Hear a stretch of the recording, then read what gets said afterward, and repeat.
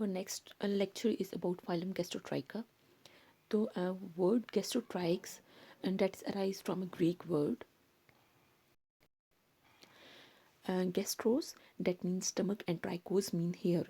क्योंकि इनके आप ये कह लो कि जी इनके जो स्टमक है उसके अंदर हेयर लाइक स्ट्रक्चर्स हैं या इनका हेयरी स्टमक है, that's why they are named as gastrotrichs. ठीक है, अब ये बहुत छोटा फाइलम है, आप इसको देख लो कि इसके नंबर ऑफ स्पीशीज़ जो हैं वो जस्ट 500 हैं, that are all free living.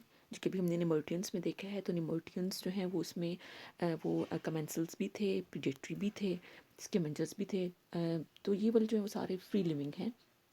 They are marine and brackish and fresh water, कि इनका जो हैबिटेट है वो या तो सॉल्टी वाटर है या ब्रैकिश है। ब्रैकिश मीन्स कि जी वो जगह जहाँ पे जो है वो मेराइन समंदर का पानी और जो दरिया का पानी होता है वो दोनों जो है वो मिल रहे होते हैं। एंड द फ्रेश वाटर, यहाँ पे थर्ड टू इनकी हैबिटेट हो सकती है कि जो है वो फ्रेश वाटर में रहते हैं। Found in the ocean floor और द लेक बॉटम, ये बॉटम सबस्ट्रेट जो है वो बॉटम साइड्स पे रहते हैं। The range from 0.01 to 4 millimetre in length. इतने छोटे जो हैं वो ये एनिमल्स हैं, जस्ट लाइक द फाइलम, बहुत स्मॉल इनका साइज है। The largest known species of the gastrotrichs can reach length of about 3 millimetre. तो मैक्सिमम इनमें जो लेंथ देखी गई है वो that is about 3 millimetre. There is no body cavity in the gastrotrichs, क्योंकि ये हम जो चैप्टर पढ़ रहे हैं डैट इज़ अबाउट एसिलोमेट्स, तो इनमें कोई जो है वो बॉडी कैविटी मौजूद नहीं है, बल्कि इंटरनल ऑर्गन्स जो हैं वो टाइटली एक दूसरे के साथ जो है वो जुड़े हुए होंगे। Then the gastrotrichs use cilia on their ventral surface to move over the substrate। तो ये जो इनकी डायग्राम आपको ए एंड बी नज़र आ रही है, ये इनके डॉर्सल व्यूज़ हैं। अगर हम इनको वेंट्रल साइड से देखें तो साइड पे बहुत से सिलियाँ हैं और ये सिलिया की मदद से अपने सबस्ट्रेट के ऊपर जो है वो मूव करते हैं। अब अगर आप इनकी डॉर्सल साइड्स देख रहे हैं तो डॉर्सल साइड्स पे आपको नज़र आ रहा होगा कि जी इनमें क्या है, इनकी डॉर्सल साइड पे डिफरेंट टाइप्स जो है वो इसकी मौजूद हैं। क्यूटिकल के ऊपर स्केल्स भी मौजूद हैं जो कि आपको ये वाले नज़र आ रहे हैं। ठीक है, देन नेक्स्ट वन इज़ कि जिनमें ब्रिसल्स मौजूद होते हैं। तो ब्रिसल्स आप देखो, ये वाले ब्रिसल्स हैं, ठीक है, जो कि इसके एंटीरियर साइड्स पे स्मॉल हेयर लाइक स्ट्रक्चर्स मौजूद हैं। And fourth one and that is की स्पाइंस। जी स्पाइंस आप ये देखो तो ये स्पाइंस भी इनके ऊपर मौजूद है, तो इनकी क्यूटिकल के ऊपर स्केल्स भी होंगे, ब्रिसल्स भी होंगे एंड स्पाइंस भी मौजूद होंगे। फिर अगर आप इनकी टेल देखो तो ये टेल जो है वो आपको नज़र आ रही है कि जी ये फोर्थ स्ट्रक्चर है। ठीक है, यानी कि इसमें दो शाखा है, दो मुंह इसके बने हुए हैं, तो ये इनकी जो है वो बॉडी फॉर्म हो गई। Then next is about their body wall, कि इनकी जो बॉडी वॉल सबसे एक्सटर्नल कवरिंग है डैट इज़ एपिडर्मिस, क्यूटिकल। फिर क्यूटिकल के बाद जो है वो एपिडर्मिस आ जाती है। एंड इनका अगर आप हेड देखो तो ये सारा राउंडेड फॉर्म में है। ठीक है, और इसके ऊपर सेंसरी स्ट्रक्चर्स मौजूद हैं। ठीक है, ये सेंसरी स्ट्रक्चर जैसे आप देखो तो ये टफ्ट ऑफ सिलिया जो है वो मौजूद हैं। ठीक है, ये टफ्ट जो है वो ये क्या करते हैं, ये वाली जो है वो इनको अपने इन्वायरमेंट के बारे में डिटेक्ट करने में जो है वो उसको सेंस करने में जो है वो हेल्प करते हैं। नर्वस सिस्टम आप देखें तो एक ब्रेन है और उसके साथ 2 लेटरल नर्व कॉर्ड्स हैं।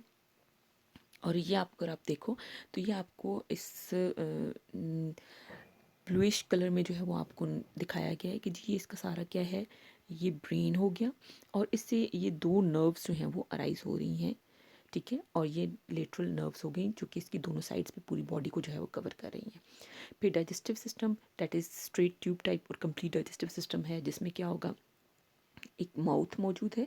ठीक है, then next one is the pharynx, ये वाला स्ट्रक्चर। एंड देन इज़ कि जो इसमें डाइजेस्ट सिस्टम है और स्टमक है, सॉरी, यहाँ तक। ठीक है, और फिर इंटेस्टाइन आ गई उसमें। और एट द एंड जो है वो इसमें क्या मौजूद है, एनस मौजूद है। ठीक है, तो ये इस तरह के इसके सारे स्ट्रक्चर्स जिनके इसमें कंप्लीट डाइजेस्टिव सिस्टम जो है वो मौजूद है। अब सिस्टम के साथ ही हम इसकी अगर फूड की बात करें तो they feed on micro organisms and the organic detritus from the bottom sediments and the water. ठीक है, तो ये यहाँ तो छोटे ऑर्गेनिजम्स के ऊपर फीड करते हैं, यहाँ पे जो ऊपर से डेड मटेरियल होता है, पार्शली डिकेड ऑर्गेनिक मटेरियल, उसके ऊपर जो है वो फीड करते हैं। Digestion is mostly extra cellular, यानी कि जो इनकी डाइजेशन है वो इस कैविटी के अंदर ही होती है, not in the specified cells. And last that is about इनके जो है वो जी डाइजेस्टिव जो है वो एडिसिव ग्लैंड्स, कि अगर आप इनके टेल देखें तो इसमें दोनों साइड्स पे 2 एडिसिव ग्लैंड्स मौजूद हैं और ये ऐसा एक्सक्रीटरी मटेरियल जो है वो रिलीज़ करते हैं कि जी ये इसको अपने सबस्ट्रेट के साथ अटैच होने में हेल्प कर देते हैं, ठीक है। तो ये इनका आपको ए में भी और बी में भी जो है वो आपको नज़र आ रहे होंगे। And then if we talk about their excretory system, तो इनमें पेयर्ड प्रोटोनेफ्रीडिया मौजूद हैं। और प्रोटोनेफ्रीडिया अगर आप देखो तो आपको जो है वो दिस वन, ठीक है, तो ये जो है वो दोनों साइड्स पे जो है वो मौजूद हैं। और ए वाले डायग्राम में आपको ये नज़र आ रहे हैं, ठीक है।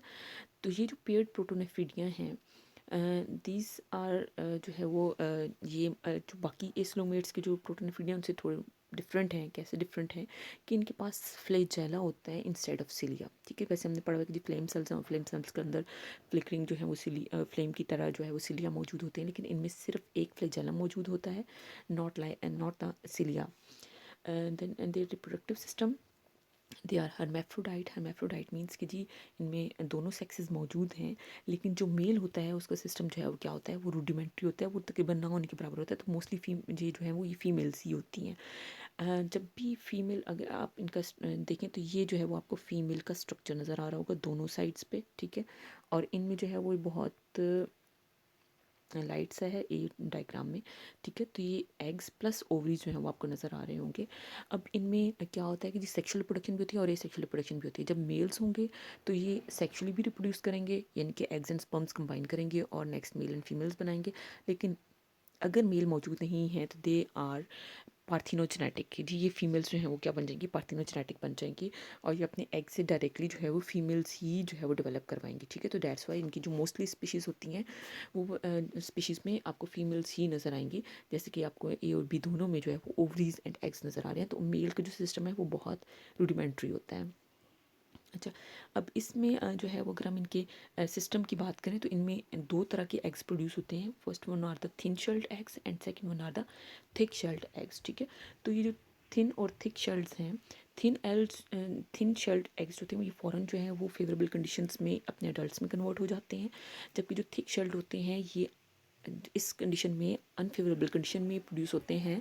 और ये पूरे उस अनफेवरेबल कंडीशन को पास करके देन अगेन जब फेवरेबल कंडीशन आएंगी तो तब ये हैच करेंगे टू द फीमेल्स।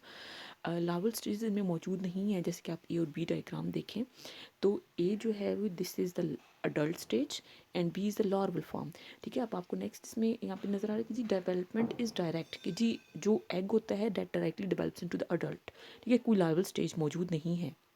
लेकिन ये जिसमें लार्वा है, लार्वल स्टेज जो भी मैंने कही कि बी डायग्राम इसकी लार्वा की है, तो that is exactly like it's adults, ठीक है। तो इसलिए हम इसको अडल्ट ही कंसिडर करते हैं, नॉट द लार्वा। और कोई स्पेशलाइज्ड रेस्पिरेटरी सर्कुलेटरी सिस्टम इसमें मौजूद नहीं है। जो गैसेस एक्सचेंज होती हैं that is simple bye diffusion. और कुछ में जो है वो एरोबिक रेस्पिरेशन जो है वो उसकी कैपेबल हैं। फिर इसकी लास्ट में अगर हम क्लासिफिकेशन देखें तो this phylum contains single class that is divided into 2 orders. Thank you.